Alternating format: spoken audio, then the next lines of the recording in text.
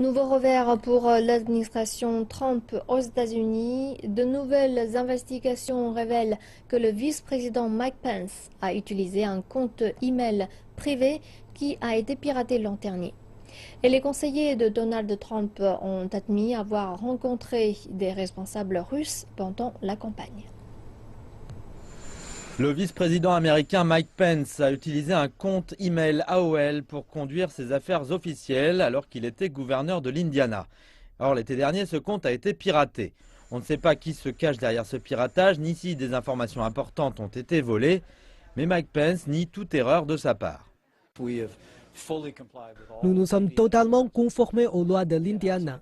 Nous avions un service de protection des emails pour identifier tous les emails qui pourraient faire référence aux affaires de l'État. Et la loi de l'Indiana exige que tout soit envoyé à l'État de l'Indiana pour qu'il soit accessible au public. Difficile de déterminer si Mike Pence a violé la loi en utilisant ce compte privé. Durant laquelle Hillary Clinton avait été accusée d'avoir maintenu une adresse de courrier électronique privée alors qu'elle était secrétaire d'État. En octobre, Mike Pence avait salué l'enquête du FBI contre Hillary Clinton et il avait même tweeté « Personne n'est au-dessus de la loi ».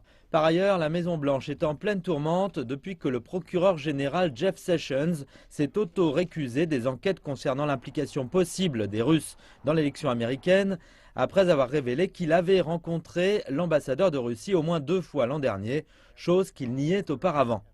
D'autres responsables ont depuis admis avoir rencontré l'ambassadeur durant la campagne, notamment le beau-fils et conseiller du président Jared Kushner.